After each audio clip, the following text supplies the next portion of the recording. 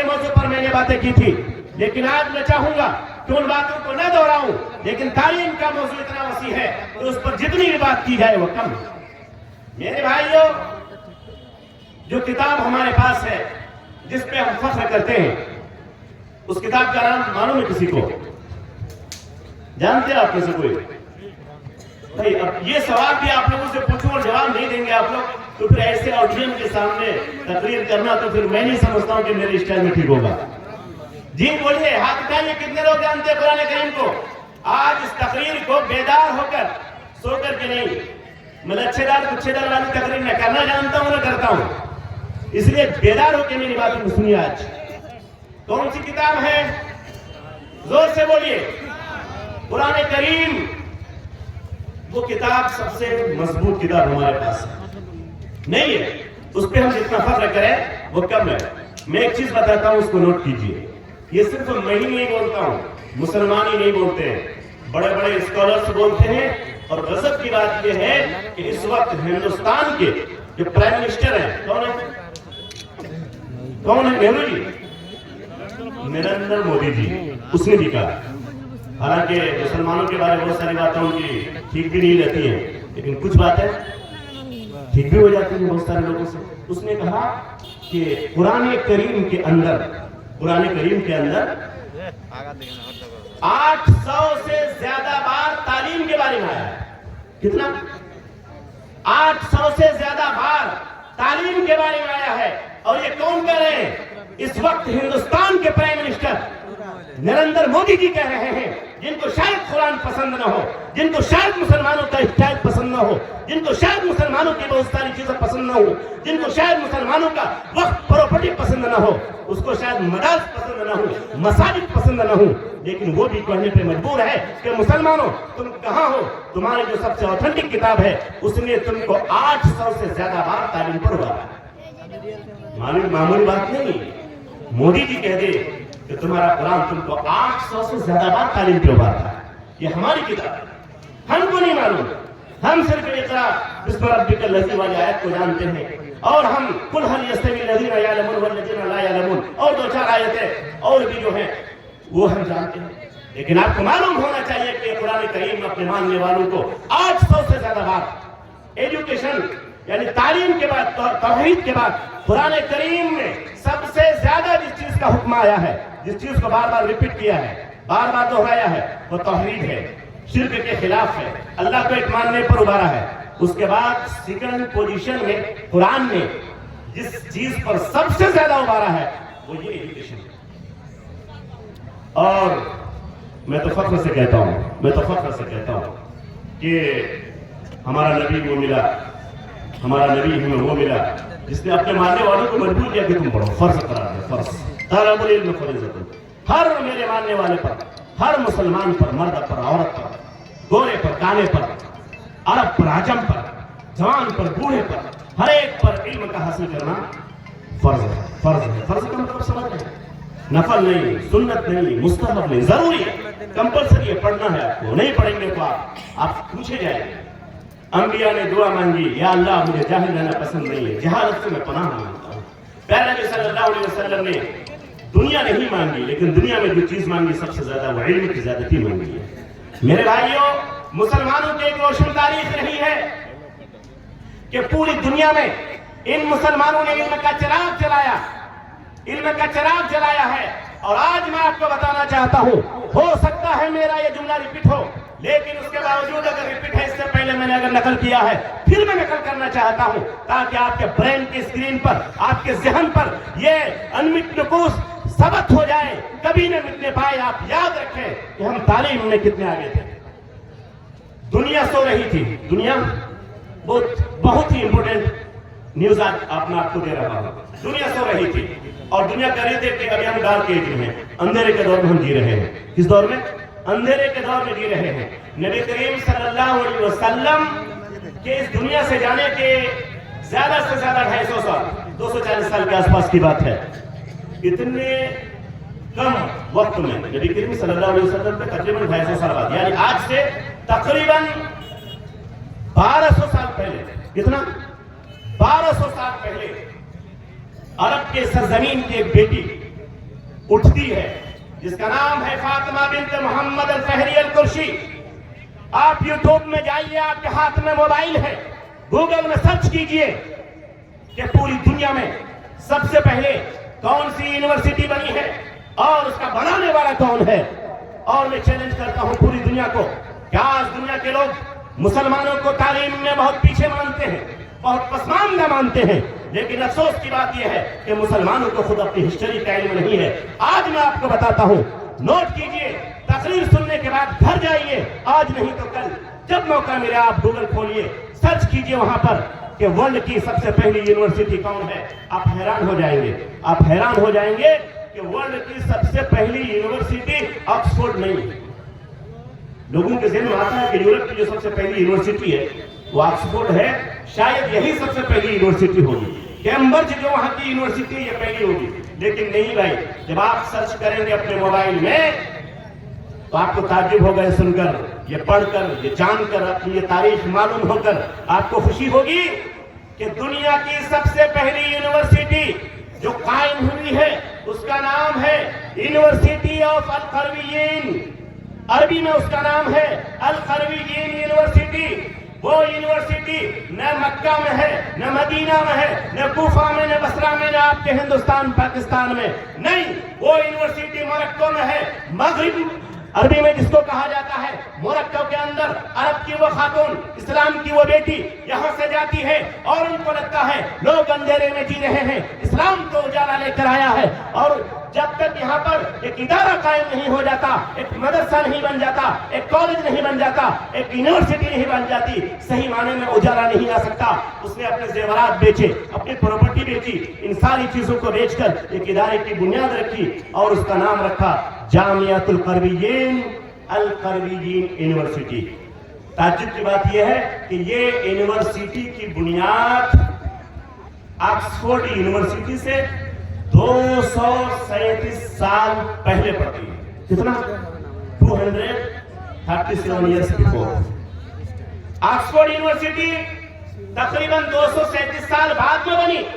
اس سے 237 سال پہلے مسلمانوں نے جھنڈا گاڑا اور مسلمانوں میں کسی مرد نے نہیں. آج ہمیں یہ کہا جاتا ہے کہ مسلمانوں میں عورتوں میں تعلیم نہیں ہے, عورتوں میں بہت کمی ہے مسلمانوں کے اندر تعلیم کی, لیکن یہ تاریخ ہمیں بتاتی ہے کہ نہیں, مسلمانوں کی یہ ہسٹری ہے کہ مسلمان کی ایک بیٹی نے علم کے نام پر پوری دنیا میں یونیورسٹی کے نام پر پہلا جھنڈا گاڑا. ہماری اس بیٹی نے جھنڈا گاڑا. اس کے 237 سال کے بعد انگریزوں نے, کرسچن نے یورپ کے اندر آکسفورڈ یونیورسٹی کی بنیاد. کتنی امپورٹنٹ ہے, لیکن یہ امپورٹنٹ نہیں. اس سے بھی ایک اور امپورٹنٹ بات میں آپ کو بتاتا ہوں. دنیا کی یہ سب سے پہلی یونیورسٹی ہے. آج بھی جو لوگ یہاں پر پڑھے لکھے لوگ ہیں, چاہے وہ مدرسہ کے یا اسکول کے, میں سچائی کے ساتھ ایک بات پوچھنا چاہتا ہوں آپ لوگوں سے. وہ بات یہ ہے کہ آج بھی ٹھیک ہے, مولانا ہے تو چندہ کر لیں گے, حافظ جی ہے تو امامت کر لیں گے, ٹیچر ہے تو پڑھا دیں گے, انجینئر ہے تو بلڈنگ بنا دیں گے. یہ سب ساری چیزیں مدرسہ اور اسکول ملا کر کے یہی سب چیزیں آتی ہیں ہمارے پاس آؤٹ پٹ. مدرسہ سے پڑھ کے مولوی, حافظ, محدث, مفسر یہ بن کے آئے.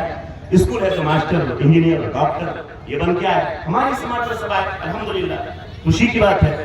میں آپ سے یہ پوچھتا ہوں ایک کامن سوال کہ ان تمام پڑھائی میں کس پڑھائی کو, کس لائن کو آپ سب سے امپورٹنٹ جانتے ہیں؟ معلوم ہے, عزت کی نگاہ سے یہ پڑھائی بہت عزت والی ہے. دل سے بولیے گا, بتائیے, اور جھوٹ نہیں بولیے گا, پیرامیٹر میں لگا دوں گا. بتائیے سچائی کے ساتھ. ہمارے علماء بھی بتائیں, ہمارے اسکول کے پڑھے لکھے لوگ انٹلیکچوئل بھی بتائیں. پڑھائی میں جو اتنے ڈیمانڈ ہے, مولوی بننا, حافظ بننا, ماسٹر بننا, انجینئر بننا, ڈاکٹر بننا, یہ 5-6 چیزیں جو میں نے آپ کے سامنے پیش کی ہے, اس میں سب سے امپورٹنٹ پڑھائی کون سی لگتی ہے آپ کو, جس کو آپ عزت کی نگاہ سے دیکھتے ہیں؟ اس کا جواب چاہیے مجھے, پھر میں آگے بڑھوں. اور جب تک جواب نہیں دیجیے گا میں آگے نہیں بڑھوں گا. میری بات سمجھ میں بھی تو آنی چاہیے. جی بتائیے. جی ڈاکٹر, یس بوس, میں آپ کو سیلوٹ کرتا ہوں. صحیح کہا. کیونکہ مولوی صاحب بہت بڑے مولانا بھی ہوں گے نا, تھوڑا سا ڈر لگتا ہے کہ چندہ نہ مانگے, نہیں, اس لیے تھوڑا راستہ کاٹ دیتا ہے.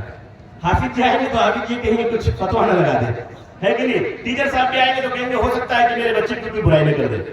انجینئر صاحب کہیں زمین نہ مانگنے کے لائیے میں پروجیکٹ کر دیتا ہوں. لیکن ڈاکٹر سنگل پرسن ہے, ایک ایسا پروفیشنل بھی ہے کہ کوئی بھی اگر ہو, مولوی بھی ہو تو عزت کی نگاہ سے دیکھتا ہے, ایک کاشتکار بھی ہے تو عزت کی نگاہ سے دیکھتا ہے, ایک انجینئر بھی ہے تو عزت کی نگاہ سے دیکھتا ہے, چونکہ ان کو معلوم ہے پتہ نہیں کب میری ضرورت پڑ جائے.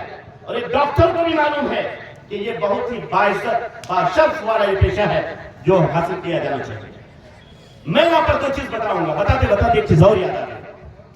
جہاں علم کی تقسیم ہوتی ہے, میں سر سے شیخ سے بھی مخاطب ہوں, علم کی جہاں پر تقسیم ہوتی ہے, یہ مدرسے کا علم اور یہ اسکول کا علم, میں آپ کو آج دلیل کے ساتھ, ایک اہم دلیل کے ساتھ یہ بتاؤں گا کہ میڈیکل بھی یہ شرعی علم ہے, شریعت کا علم ہے. یہ افسوس کی بات ہے کہ آج ہمارے مدرسوں میں وہ کورس نہیں ہے. وہ نہیں تو علامہ ابن قیم, ایک علمی بات بتا رہا ہوں میں آپ کو, علامہ ابن قیم ہمارے خاص طور پر پورے عالم اسلام میں اور خاص طور پر علماء سلف میں ایک ممتاز نام ہے. علامہ ابن تیمیہ کے خاص شاگرد ہیں, سینکڑوں کتابیں ہیں ان کی تمام کتابوں میں ایک اہم کتاب ہے جس کتاب کا نام ہے الطب النبوی. کیا شک نہیں ہے؟ الطب النبوی یعنی نبوی میڈیکل. اب بتائیے کہ نبوی میڈیکل کی کوئی کتاب ہے اور آپ کہیں کہ یہ شریعت کا علم نہیں ہے, مدرسے میں اس کی تعلیم نہیں ہونی چاہیے, تو میں تو حیران ہوں کہ علامہ ابن قیم نے یہ کتاب کیوں لکھی میڈیکل پر, اور نبی کریم صلی اللہ علیہ وسلم کی ان تمام احادیث کو جمع کیا جس میں میڈیکل کے بارے, میڈیسین کے بارے, بیماری کے بارے, دوائی کے بارے میں ذکر ہے, اور موٹی سی کتاب ہے. اور آج کوئی پڑھا لکھا انسان جو بیدار مرد ہو شاید نہیں ہوگا جو الطب النبوی کو نہ جانتا ہو, الطب النبوی کو نہ جانتا ہو. پتہ یہ چلا کہ میڈیکل کا علم بھی یہ قرآن و حدیث کا علم ہے, پیارے نبی صلی اللہ علیہ وسلم کا علم ہے. یہ افسوس کی بات ہے کہ آج ہمارے مدارس سے وہ کتاب, وہ فن اور وہ ڈپارٹمنٹ نکال کر کے باہر کر دیا گیا ہے. اس لیے مدرسے اور مسلمان کمزور ہو گئے ہیں. یہ تو ایک ضمن بات آئی جو میں نے بیان کی, لیکن اصل بات جو میں آپ کو کہہ رہا تھا, یہ ڈاکٹری کا پڑھنا, یہ میڈیکل کا پڑھنا پوری دنیا میں کل بھی بہت باعزت پڑھائی تھی, آج بھی بہت باعزت پڑھائی ہے. سب عزت کی نگاہ سے اس ڈپارٹمنٹ کو دیکھتے ہیں. تعجب کی بات ہے کہ ورلڈ کی یہ سب سے پہلی یونیورسٹی تھی جس کو ہماری بیٹی نے بنائی تھی, جس کا نام فاطمہ بنت محمد الفیض القرشی ہے.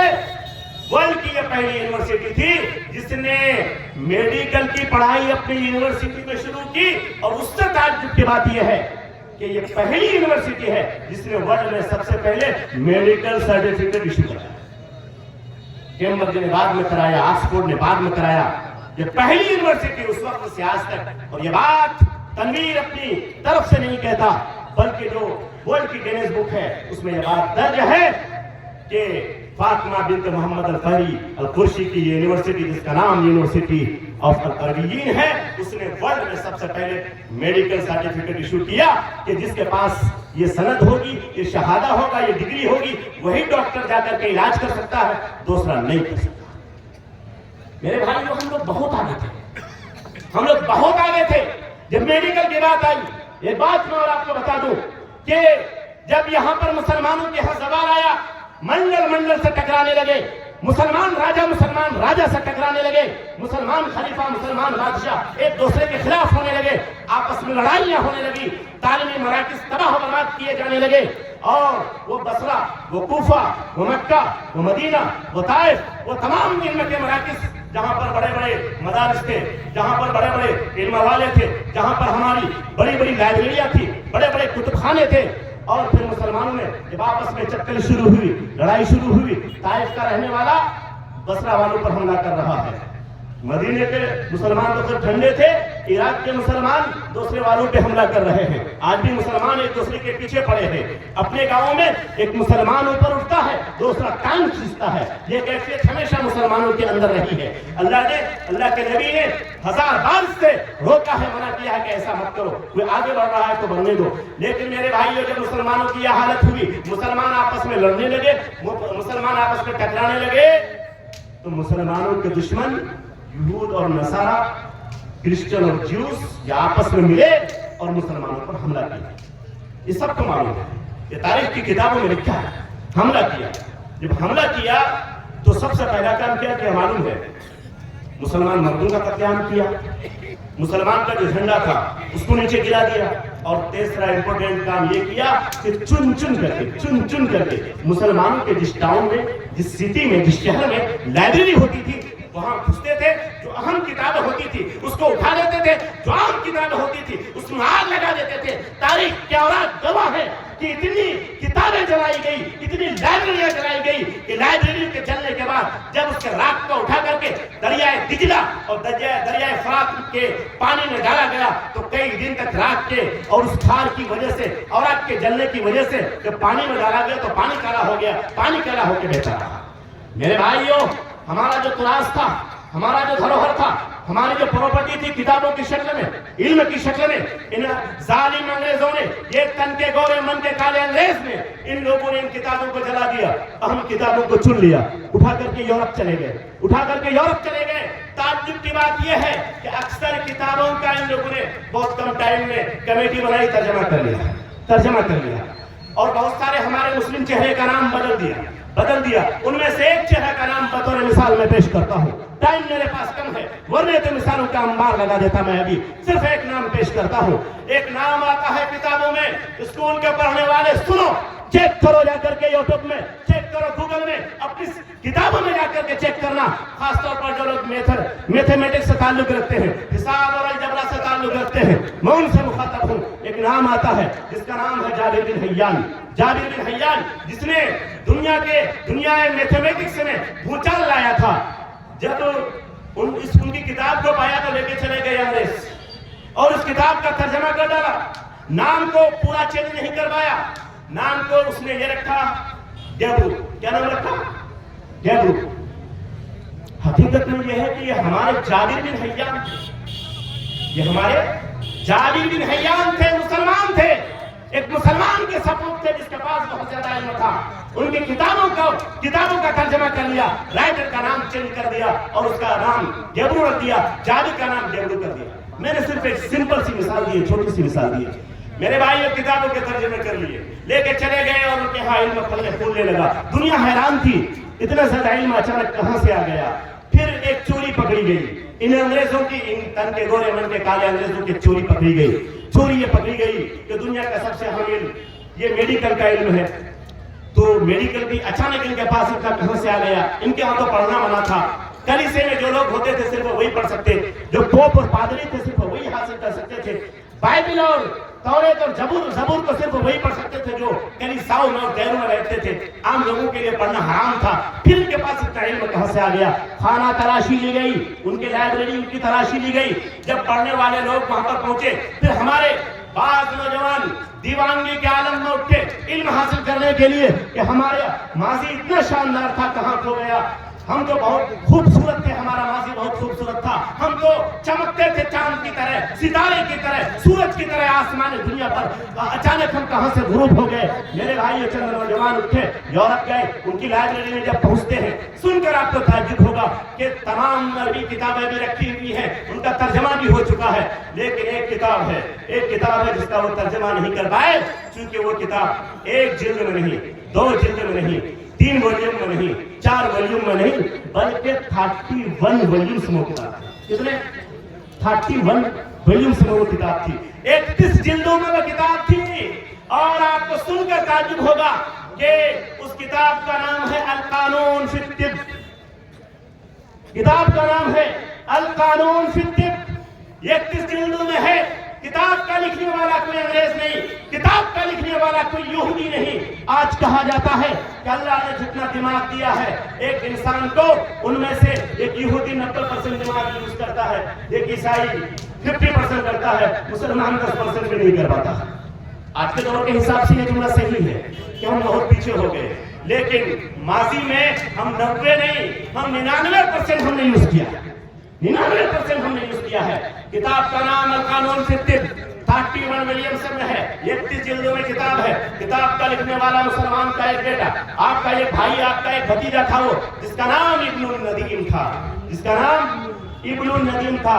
آج بھی آپ اپنے گوگل میں جائیے، سرچ کیجئے، آپ کو تعجب ہوگا کہ آج بھی پوری دنیا میں میڈیکل کی کتابوں میں سب سے اوتھینٹک مدرسے کی زبان میں مصدر اور مرجع کی حیثیت رکھنے والی کوئی کتاب اور انگریزی کی زبان میں ریفرنس والی کوئی کتاب، کہ میڈیکل کی دنیا میں سب سے آخری ریفرنس کس کتاب کا ہو سکتا ہے، سب سے آخری حوالہ کس کتاب سے لیا جا سکتا ہے، تعجب کی بات ہے اور ہمارے لیے فخر کی بات ہے کہ آج بھی پوری دنیا میں، یورپ میں بھی، امریکہ میں بھی، اسرائیل میں بھی، فلسطین میں بھی، ہندوستان میں بھی، ہندوستان سے باہر بھی، پوری دنیا میں اگر میڈیکل کی دنیا میں آج بھی اگر کسی کا ڈنکا بجتا ہے اوتھینٹک کے اعتبار سے اور مرجع و مصدر کے اعتبار سے یا حوالہ کے اعتبار سے یا ریفرنس کے اعتبار سے، تو آج بھی اسی کتاب کا نام ہے جس کا نام ہے قانون فی الطب، جس کا لکھنے والا ایک مسلمان ہے۔ میرے بھائی، تھے تو آبا وہ تمہاری ہی مگر تم کیا ہو، تھے تو آبا وہ تمہاری ہی مگر تم کیا ہو، ہاتھ پر ہاتھ دھرے منتظر فردا ہو، تم یہ سوچتے ہو کہ انقلاب آ جائے گا، تم یہ سوچتے ہو کہ حالات خود بخود بدل جائیں گے، تم یہ سوچتے ہو کہ خود بخود ترقی ہو جائے گی۔ نہیں، یہ ترقیاں قربانی مانگتی ہیں، یہ حالات بدلنے کو قربانیاں چاہیے۔ اگر آپ ماحول بدلنا چاہتے ہیں تو قربانی دینی ہوگی، اگر آپ انقلاب لانا چاہتے ہیں تو قربانی دینی ہوگی، قربانی وقت کی دینی ہوگی، قربانی مال کی دینی ہوگی، قربانی آپ کو اپنے علم کی دینی ہوگی، علم حاصل کرنا ہوگا، ادارے قائم کرنے ہوں گے۔ اگر یہ ادارے نہیں ہوں گے تو آپ بے نام و نمود ہو جائیں گے، اگر یہ ادارے نہیں ہوں گے آپ کا کوئی نام لینے والا نہیں ہوگا، اگر یہ مدرسے نہیں ہوتے دین بچانے والا اور دین کو بتانے والا کوئی نہیں ملے گا آپ کو، اگر یہ ہمارے یونیورسٹیز نہیں ہوتی، اگر یہ جامعہ ملیہ نہیں ہوتا، اگر یہ علی گڑھ مسلم یونیورسٹی نہیں ہوتی، تو آج ہندوستان کی سرزمین میں تمام قوموں کے سامنے جہاں ہمارے ہندو بھائی بھی ہیں، جہاں ہمارے سکھ بھائی بھی ہیں، جہاں ہمارے عیسائی بھائی بھی ہیں، ہم سر اٹھا کے نہیں جی سکتے۔ میرے بھائیوں، میری بہنوں، میرے نوجوانوں، میرے بوڑھوں، کان کھول کر کے سن لو، دنیا میں ساری چیزیں ہو سکتی ہیں لیکن تعلیم کے بغیر کچھ نہیں ہو سکتا۔ قرآن میں ایک چیز اگر ایک بار آ جاتی ہے دلیل کے لیے کافی ہو جاتی ہے۔ قرآن نے 800 بار اگر اس چیز کو ریپیٹ کیا ہے تو ضرور اس کے پیچھے کوئی مطلب ہے۔ کیوں قرآن نے 800 بار اس کو ریپیٹ کیا؟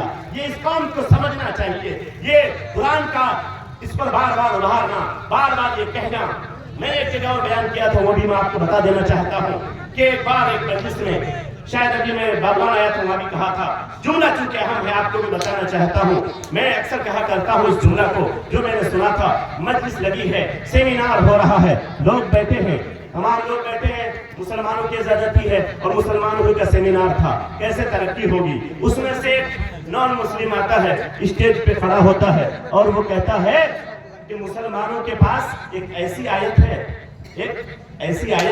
وہ اگر ہمارے پاس ہوتی ہم اس کو گولڈن واٹر میں لکھ کر، آب زر سے لکھ کر، سونے کے پانی سے لکھ کر اپنے روم میں ہم اس کو سجا دیتے۔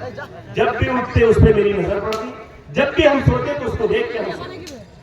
لوگوں نے کہا کہ کون سی چیز ہے، کون سی آیت ہے؟ آپ کی کتاب میں ہے، آپ کو نہیں پتا کہ آپ قرآن نہیں پڑھتے ہیں؟ کہ یہ تو افسوس کی بات ہے کہ ہم لوگ صرف رمضان میں پڑھتے ہیں اور موقع مل جاتا ہے تو رمضان میں بھی نہیں پڑھتے قرآن کریم کو۔ میرے بھائی جو اس نے کہا کہ قرآن کریم کی وہ آیت ہے، قُلْ هَلْ يَسْتَوِي الَّذِينَ يَعْلَمُونَ وَالَّذِينَ لَا يَعْلَمُونَ، کیا پڑھے لکھے لوگ، کیا ان پڑھ دونوں برابر ہو سکتے ہیں؟ کبھی برابر نہیں ہو سکتے۔ میرے بھائیوں، پڑھنا بہت ضروری ہے۔ اگر آپ نہیں پڑھیں گے، اپنے بچوں کو نہیں پڑھائیں گے، یہی بچے آپ کے لیے وبال جان بن جائیں گے۔ میں اکثر کہا کرتا ہوں کہ والدین کے حقوق یقیناً بچوں پر ہیں، لیکن بچوں پر اسلام وہ ہے جو اللہ کا بھی حق دلواتا ہے، جو ماں باپ کا بھی حق دلواتا ہے، جو راستے کا بھی حق دلواتا ہے۔ نہیں معلوم راستے کے بھی حقوق ہیں، آپ جس راستے سے چل رہے ہیں، علماء بیٹھے ہوئے پوچھیں، راستے کے بھی اپنے حق ہیں۔ کوئی کانٹا گرا تو آپ، کوئی کانٹا اگر راستے میں گرا ہے آپ اس کو ہٹا دیں، پتھر گر گیا آپ اس کو ہٹا دیں۔ جس راستہ سے آپ چل رہے ہیں اس کے حق ہے، اس کو گندا نہ کریں، بلا وجہ بیٹھ کے راستہ کو بلوک نہ کریں، راستہ کشادہ ہو اس کو تنگ نہ کریں، یہ اسلامی اصول ہے۔ تو اسلام کو ساری چیزوں کے حقوق کو ادا کرنے کا حکم دیتا ہے، تو بھلا اتنی امپورٹنٹ چیز جو ہمارے بچے ہیں، کیا اس کے حقوق نہیں ہیں؟ اس کے بہت زیادہ حقوق ہیں۔ ان حقوق میں ایک اہم حق یہ بھی ہے کہ آپ اس کو اچھی تعلیم دلائیں، آپ اس کو اچھی تعلیم دلائیں۔ میرے بھائیوں، اگر آپ اپنے بچوں کو اچھی تعلیم نہیں دلائیں گے تو یہ تو پہلے لکھ لیں کہ وہ ترقی کبھی نہیں کر سکتے۔ ہو سکتا ہے کہ زمانے کے اعتبار سے کچھ پیسہ کما لے، بزنس کر لے، کچھ چیزیں کر لے، لیکن آنے والا جو ہندوستان ہے، آپ لوگوں کو پتا نہیں معلوم ہے کہ ابھی جو سعودیہ کام کرنے کے لیے جا رہے ہیں، جو لوگوں لیبر ڈپارٹمنٹ میں جو بہت سارے لوگ جاتے ہیں، اس کو جو پڑھنا لکھنا نہیں جانتا، اب ان کے لیے بھی ضروری ہو گیا ہے کہ کم از کم 8 کی ڈگری اس کے پاس ہو۔ सर्टिफिकेट उसके पास हो गए तो आप मजदूरी भी नहीं कर सकते।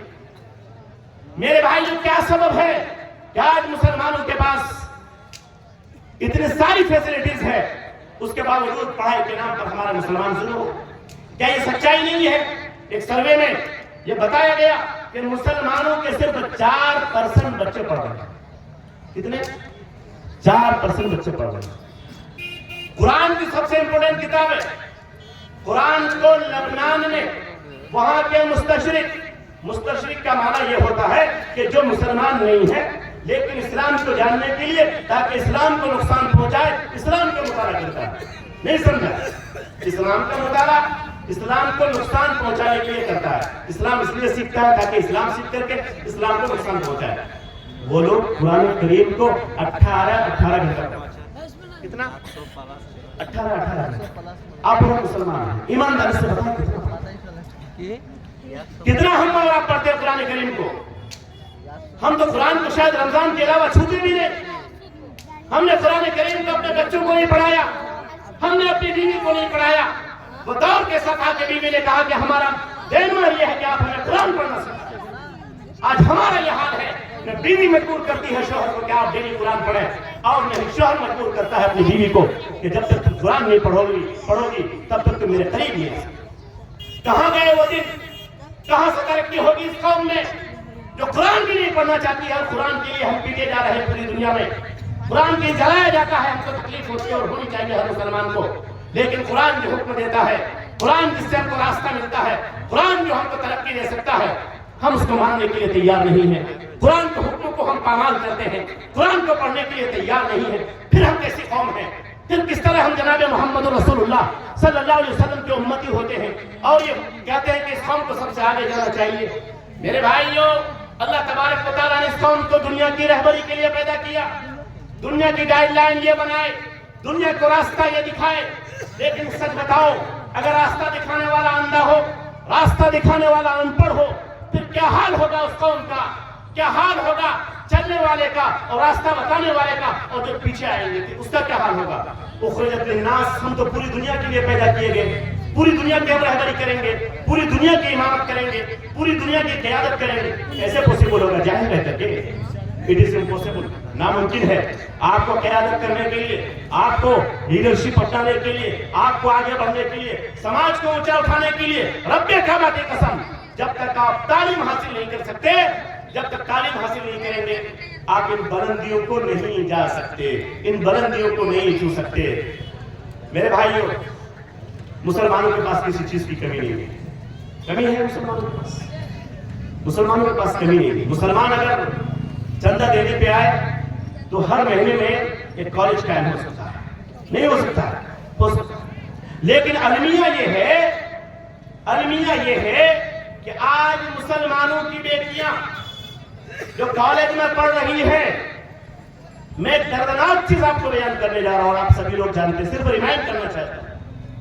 जो कॉलेज में पढ़ रही, पढ़ना जरूरी भी है, नहीं पढ़ेंगी कॉलेज में तो नर्स कहां से आपको मिल पाएगी, डॉक्टर कहां से मिल पाएगी आपको, शिक्षिका कहां से मिल पाएगी आपको?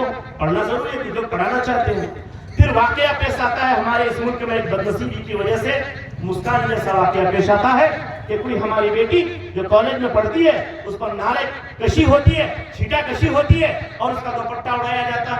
आप सभी लोग जानते हैं कि नहीं जानते? अगर ये जानते हैं तो फिर ईमानदारी से बताइए कि वो वाकया होने के बाद हिंदुस्तान के इस कश्मीर से कन्याकुमारी तक और बंगाल की सरजमीन से लेकर के गुजरात की सरजमीन तक उस वाकया के होने के बाद कई साल बीत चुके हैं।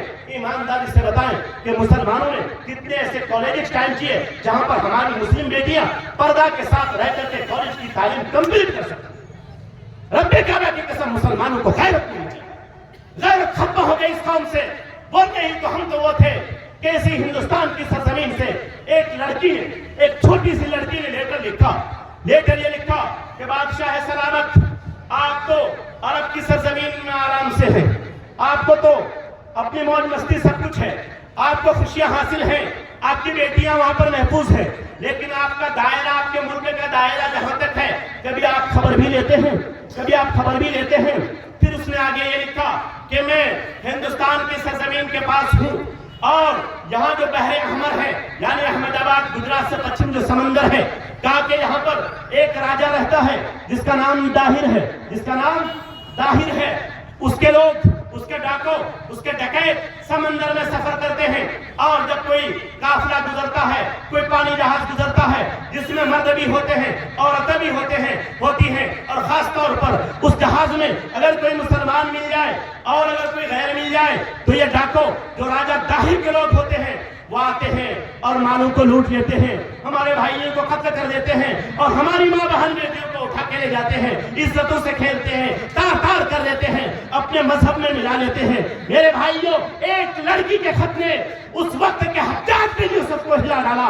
حجاج بن یوسف لرز اٹھا، وہ جب کہ سخت انسان تھا، لیکن ایک لڑکی کے خط نے حجاج بن یوسف کو ہلایا۔ حجاج بن یوسف بیدار ہوتا ہے، مجمع کو بلاتا ہے، منسٹروں کو بلاتا ہے، پورے خط کو، پورے لیٹر کو پڑھ کر سناتا ہے۔ میں اس لڑکی کو نہیں جانتا، یہ کہاں کی ہے، کیا ہے نہیں معلوم، لیکن کلمہ پڑھنے والی ہے، یہ جناب محمد رسول اللہ پر ایمان لانے والی ہے، اس کے سینے میں قرآن دھڑکتا ہے، اس کے سینے میں ایمان پڑتا ہے۔ آج وہ بے بس ہے، راجہ طاہر کے لوگ اس کے لٹیرے اور اس کے ڈکیت اس کی عزت سے کھیل رہے ہیں، ہم یہاں عرب کی سرزمین میں بیٹھے رہے۔ اٹ از امپوسیبل، یہ ناممکن ہے۔ اٹھو، تم میں سے کون ہے جو راجہ طاہر کے لوگوں سے بدلہ لے گا؟ میرے بھائیوں، مجمع سناٹا چھا گیا، کہاں مکہ ہے، کہاں مدینہ ہے، کہاں عرب ہے، کہاں سندھ ہے، کہاں افغانستان ہے؟ پھر جا کر کے ادھر آ کر کے ایران کے بعد، افغانستان کے بعد، تب جا کر کے دریائے سندھ ہے، تب جا کر کے ہندوستان ہے، بہت دور ہے۔ کیا ہوگا؟ سناٹا چھایا ہوا ہے، ایک نوجوان اٹھتا ہے، اس کی عمر صرف 16 یا 17 سال ہے۔ تاریخ نے اس نام کو، اس بچے کے نام کو محمد بن قاسم کے نام سے لکھا کیا ہے۔ محمد بن قاسم اٹھتا ہے، کہتا ہے چچا جان، مجھے ہو سکتا ہے میری یہ کم عمری روک دے، لیکن جو لیٹر آپ نے پڑھا مجھے گوارا نہیں ہے کہ یہ لیٹر اس کا جواب نہ ملے اور میں زندہ رہوں۔ نہیں، اگر آپ مجھے اجازت دیتے ہیں میں اپنی جان کو اس لیٹر کا جواب بنانا چاہتا ہوں، میرے خون کا آخری قطرہ اس لیٹر کا جواب بنے گا، آپ مجھے اجازت دیں۔ کہا تم کرنا کیا چاہتے ہو؟ کہا کہ آپ مجھے اجازت دیں کہ میں یہاں سے جاؤں اور راجہ طاہر کے لوگوں کو چن کر کے میں ان کو پکڑوں اور ان سے اس کا بدلہ لوں۔ حجاج بن یوسف نے میرے بھائیوں اس نوجوان لڑکے کو اجازت دی، قافلہ بنا کے دیا، لشکر بنا کے دیا، پورے جھٹکے کے ساتھ وہ وہاں سے روانہ ہوا، دریائے سندھ پر پہنچا۔ دیکھا کہ واقعی رات کا وقت ہے، دریائے سندھ ہے اور بحرے اور وہ جو کشتیاں ہیں، پانی جہاز ہے، شپ ہے، یہ تیر رہے ہیں، قافلے چل رہے ہیں، ڈکیت آتے ہیں اپنے چھوٹی چھوٹی کشتیوں کے ساتھ، ٹارگیٹ کرتے ہیں کشتی کو، ایک پانی جہاز کو، اس میں گھستے ہیں، خون خرابہ ہوتا ہے، لڑائی ہوتی ہے، مردوں کو مار کر کے پانی میں اتار دیا جاتا ہے اور عورتوں کی عزت سے کھلواڑ کیا جاتا ہے، اس کو لے کے جایا جاتا ہے۔ پھر ان لوگوں نے ان ڈکیتوں کو گھیرا، ان کے سینے میں قرآن پڑھتا تھا، ان کے سینے میں صرف اللہ کا ڈر تھا، ان کے سینے میں کسی کا خوف نہیں تھا، نہ راجہ طاہر کا خوف تھا، نہ ہندوستان کے اتنے دور ہونے کا کوئی تردد تھا، کچھ بھی نہیں، بے باک تھے، اللہ سے ڈرنے والے تھے۔ چھوٹا سا نوجوان، پیچھے بڑی سی فوج ہے، آیا، آ کر کے ان لوگوں کو گھیرا، ان پر حملہ کیا، پکڑا، کہا کہ قبول کرو، اقبال چرم کرو کہ تم کس کے آدمی ہو۔ ان لوگوں نے قبول کیا کہ ہم لوگ راجہ طاہر کے آدمی ہیں، جو ہندوستان کے راجہ ہیں اور وہاں پر وہ بستے ہیں۔ پھر ان لوگوں کو لے کر کے راجہ طاہر کے پاس پہنچے، پھر وہاں پر فیصلہ کن جنگ ہوئی۔ فیصلہ کن جنگ ہونے کے بعد محمد بن قاسم نے یہاں پر اسلام کا ڈنکا پیٹا اور یہاں پر اسلام کا جھنڈا کاٹا، اور یہ 92 ہجری کی بات ہے یا 93 ہجری کی بات ہے، دوری بات ہے، یعنی ابھی 100 سال بھی پورے نہیں ہوئے تھے۔ اس وقت ہم بہت کم تعداد میں تھے، اور وہ پہلا واقعہ ہے جس کی وجہ سے بڑی شکل میں مسلمان یہاں پر آئے، اور تعجب کی بات یہ ہے کہ وہ حملہ کرنے کے بعد وہاں کے لوگوں سے جب گھل مل گئے محمد بن قاسم، تو لوگوں نے ان کو اپنا لیڈر مان لیا، کہا کہ تم تو بڑے اچھے آدمی ہو، تمہارا رہنا سہنا بہت اچھا ہے، ایک اللہ کی عبادت کرتے ہو، ایک سب میں سب امیر غریب کالے گورے سب کھڑے ہو جاتے ہو، تم لوگ نماز پڑھتے ہو، ہم لوگوں کو بڑا اچھا لگتا ہے۔ شادی بیاہ کا کیا سسٹم ہے تم لوگوں کے ہاں؟ کہا کہ ہمارے یہاں شادی بیاہ بڑا آرام ہے، کوئی جھمیلا نہیں ہے، کوئی تلک نہیں ہے، کوئی پیسہ دینا نہیں ہوتا ہے، لڑکی والوں کو لڑکا پسند آ گیا، لڑکے والوں کو لڑکی پسند آ گئی، اور گواہ بٹھائے گئے، قاضی آیا، نکاح پڑھا دیا، شادی ہو گئی، ولیمہ کا دعا تھا۔ اتنا آسان؟ کہا کہ ہاں اتنا آسان ہے۔ क्योंकि यहाँ का माहौल तो बहुत खराब था। चीजों को सुनते गए मोहम्मद बिन कासिम से, फैसला कुर्बान जाइए उन लोगों पर। मोहम्मद बिन कासिम ने जो फैसले किए हिंदुस्तान की सरजमीन पर, आज भी हिंदुस्तान की हिस्ट्री में वो चीजें लिखी हुई हैं कि इतना न्याय कभी नहीं हुआ। मोहम्मद बिन कासिम ने अगर कोई मुकदमा मुसलमानों के खिलाफ है तो मुसलमानों के खिलाफ फैसले किए उसने, उसकी वजह से यहाँ पर इस्लाम दाखिल हुआ, इस्लाम फैला है। लेकिन आज ये वाकया मुस्कान के साथ पढ़ाई के मामले में आपके हिंदुस्तान में हो रहा है, जहाँ पर 25 करोड़ से ज्यादा लोग रहते हैं और इसमें कम से कम 10 करोड़ हमारे नौजवान हैं। बताइए किसी का दिल नहीं धड़कता? इतने मालदार लोग हैं, इतने पढ़े लिखे लोग हैं, किसी का दिल नहीं धड़कता, किसी का आंसू नहीं गिरता कि वो इन बेटियों के लिए जो कॉलेज में पढ़ना चाहती हो, जो डॉक्टर बनना चाहती हो, जो टीचर बनना चाहती हो, लेकिन कॉलेज में पढ़ना चाहती है, किसने आपको रोका है कि इन बेटियों के हिजाब के नाम पर एक कॉलेज बना दो, एक उनको स्कूल दे दो जहाँ पर फिर वो पढ़ सकें, जहाँ पर उनको अच्छी तालीम, अच्छी शिक्षा मिल सके। मेरे भाइयों, ये मेंटेलिटी मुसलमानों की क्यों नहीं है? क्यों आज भी हम गदाई बने अपने हाथ को फैलाए हुए इधर उधर भटक रहे हैं? नहीं, तुम मुत्तहिद अगर हो तो निज़ाम गुलशन बदल सकते हो। मुझे नहीं लगता कि टाइम मेरा है या खत्म हो चुका, मुझे लगता है कि शायद टाइम ज्यादा हो चुका है। क्या शेख,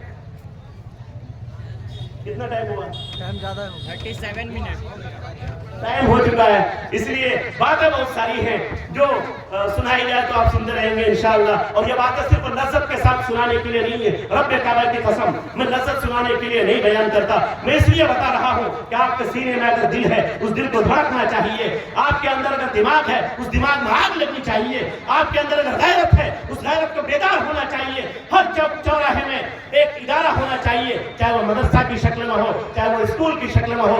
एक रोटी खाइए, एक मोटी रोटी खा लीजिए, लेकिन अपने बच्चों को जरूर तालीम दीजिए। अगर आप अपने बच्चों को सही तालीम देंगे, यही बच्चे आपके सबसे कीमती असासा होंगे।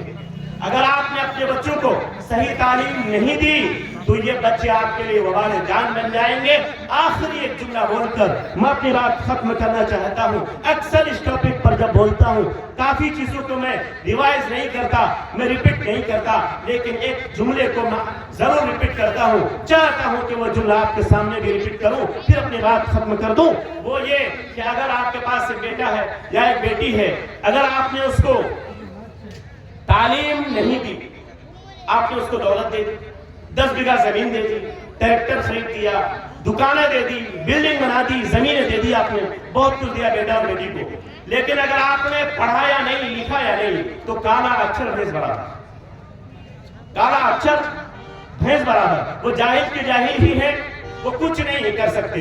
हाँ, एक चीज करेंगे कि आपके मरने के बाद 2-4 गालियां जरूर देंगे अगर कहीं कमी बेशी आप भाइयों में हुई कि मेरे बाप ने इंसाफ नहीं किया, मेरे बाप ने ये किया, मेरे बाप ने वो किया। हालांकि सब कुछ आपने अपने बच्चों के लिए कमाया, उसके बावजूद ये बच्चे खैर से आपको याद नहीं करेंगे, बल्कि यही कहेंगे कि मेरे बाप ने सही से इंसाफ नहीं किया, हमको ये मिल सकता था, ये मिल सकता था, ये मिल सकता था, लेकिन मेरे बाप ने नहीं दिया। लेकिन मेरे भाइयों, उसके बरक्स आपने अपने बच्चे को कुछ नहीं दिया, कुछ भी नहीं दिया। आपने जमीनें नहीं दी, जायदाद नहीं दी, ट्रैक्टर नहीं दिया, मोटरसाइकिल नहीं दी, दुकानें नहीं दी, मकानें भी आपने नहीं दी उनको, लेकिन आपने अपने बच्चों को अगर तालीम दिला दी, हाँ मदरसे में या स्कूल में, रब्बे काबा की कसम, अगर आपका बच्चा लंगड़ा है तो आपने उसको पैर दे दिया। अगर आपका बच्चा लूला है, हाथ नहीं है, लेकिन रब्बे काबा की कसम, अगर आपने अपने बच्चे को पढ़ाई दे दी, उसको लिखना पढ़ना सिखा दिया, रब्बे काबा की कसम, आप अगर गरीब भी हैं, आपने अपने बच्चों को हाथ कहीं से ला करके नहीं दे सकते, किसी मेडिकल की दुनिया से 2 हाथ उनको बना के आप नहीं दे सकते थे, लेकिन अगर आपने अपने बच्चे को पढ़ना सिखा दिया, अगर उसके पास हाथ नहीं तो गोया तालीम उसके लिए हाथ बन जाती है।